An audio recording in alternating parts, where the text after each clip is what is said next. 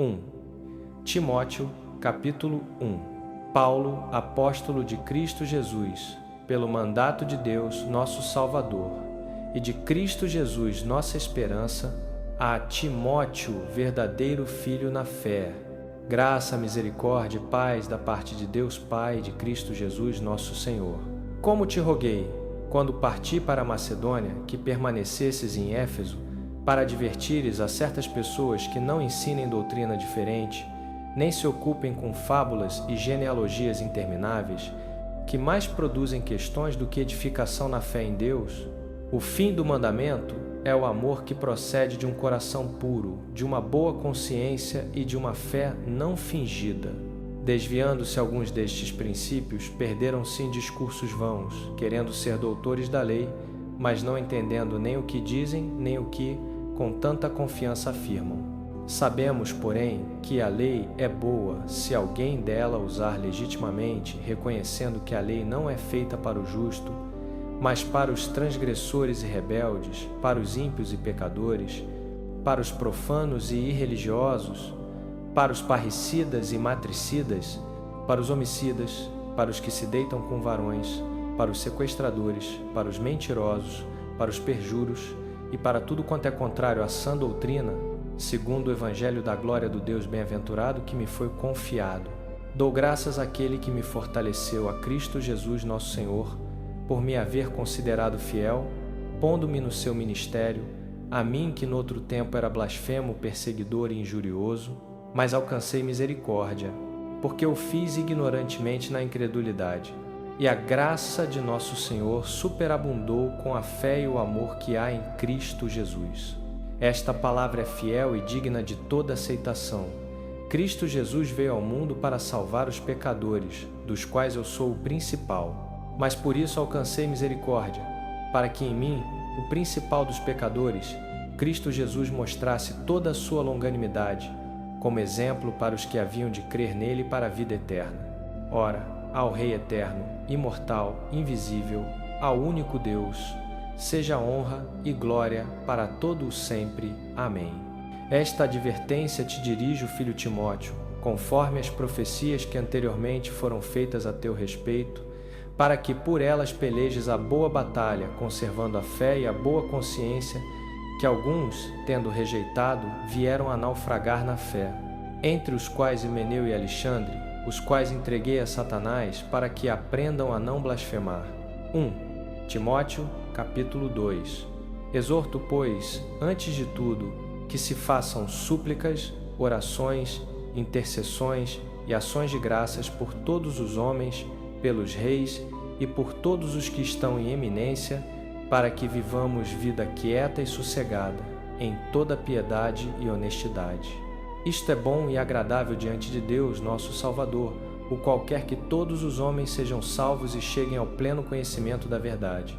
Porque há um só Deus e um só mediador entre Deus e os homens, Cristo Jesus.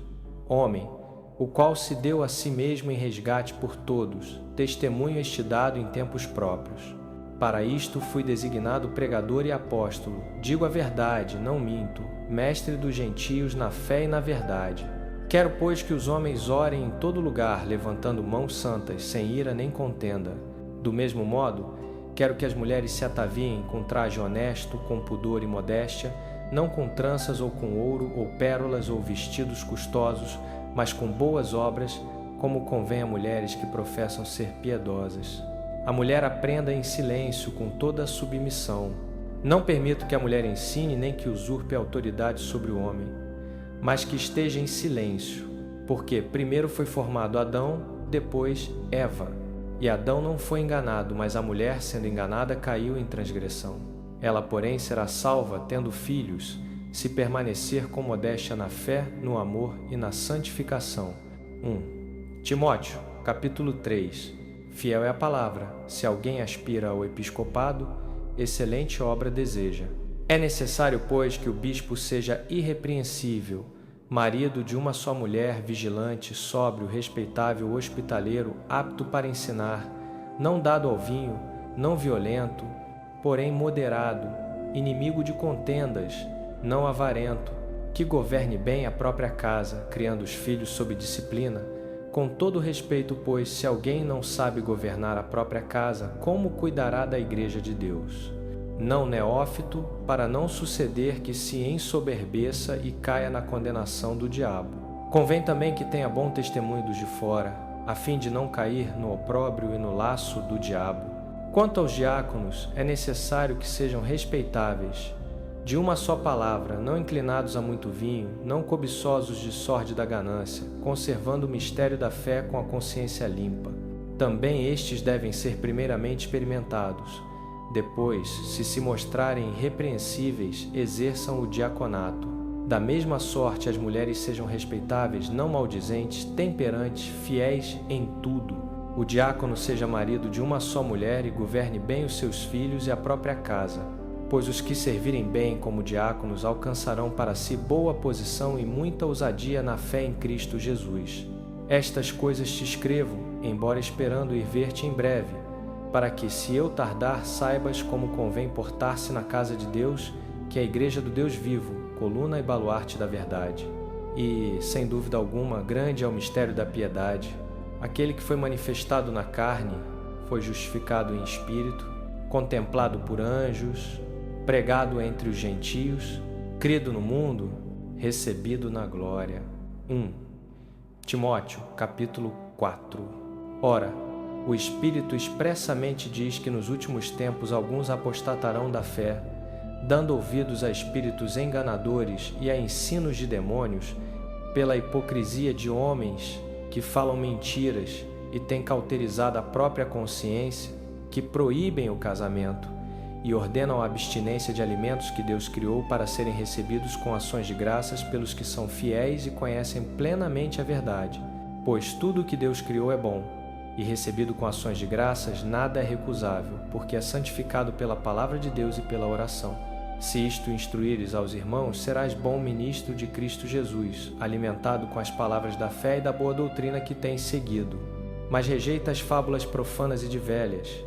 Exercita-te antes na piedade, pois o exercício físico para pouco é proveitoso, mas a piedade para tudo é proveitosa, porque tem a promessa da vida que agora é e da que há de ser. Fiel é esta palavra e digna de inteira aceitação, pois para isto é que trabalhamos e lutamos, porque temos posto a nossa esperança no Deus vivo, Salvador de todos os homens, especialmente dos fiéis. Ordena e ensina estas coisas. Ninguém despreze a tua mocidade, pelo contrário, torna-te padrão dos fiéis, na palavra, no procedimento, no amor, na fé, na pureza. Até que eu vá, aplica-te à leitura, à exortação, ao ensino. Não negligencies o dom que há em ti, que te foi concedido mediante profecia, com a imposição das mãos do presbitério. Medita estas coisas e nelas sê diligente, para que o teu progresso seja manifesto a todos. Tem cuidado de ti mesmo e da doutrina. Continua nestes deveres, porque fazendo assim, salvarás tanto a ti mesmo como aos teus ouvintes. Timóteo, capítulo 5. Não repreendas asperamente ao ancião, mas admoesta-o como a pai, aos moços como a irmãos, às mulheres idosas como a mães, às moças como a irmãs, com toda a pureza. Honra as viúvas, verdadeiramente viúvas. Mas, se alguma viúva tem filhos ou netos, aprendam eles primeiro a exercer piedade para com a própria casa e a recompensar seus pais, pois isto é aceitável diante de Deus. Aquela, porém, que é verdadeiramente viúva e desamparada, espera em Deus e persevera em súplicas e orações noite e dia. Mas a que vive em prazeres, vivendo, está morta. Ordena, pois, estas coisas, para que sejam irrepreensíveis.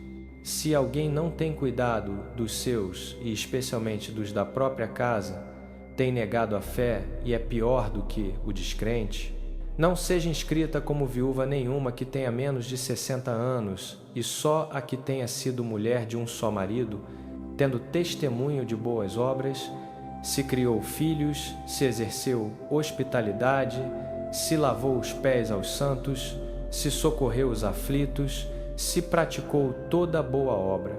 Mas rejeita as viúvas mais novas, porque, quando se tornam levianas contra Cristo, querem casar-se, tendo condenação por haverem violado a primeira fé. Além disso, Aprendem também a ser ociosas, andando de casa em casa. E não somente ociosas, mas ainda faladoras e intrigantes, falando o que não convém.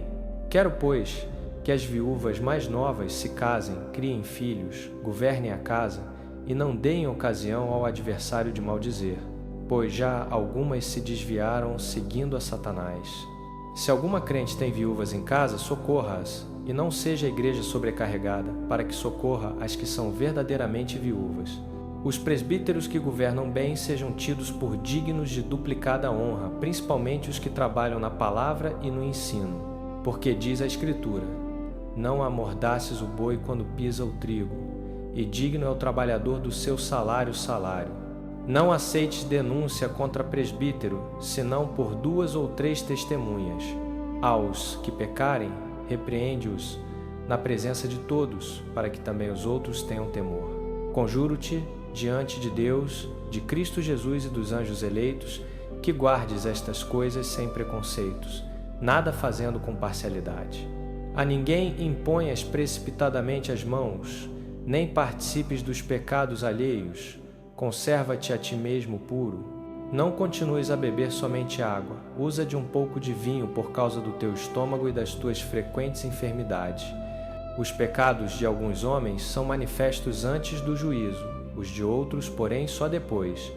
Do mesmo modo também as boas obras são manifestas, e as que não o são não podem ficar ocultas. 1 Timóteo capítulo 6. Todos os servos que estão debaixo do jugo considerem seus senhores dignos de toda honra, para que o nome de Deus e a doutrina não sejam blasfemados. Os que têm senhores crentes não os desprezem por serem irmãos.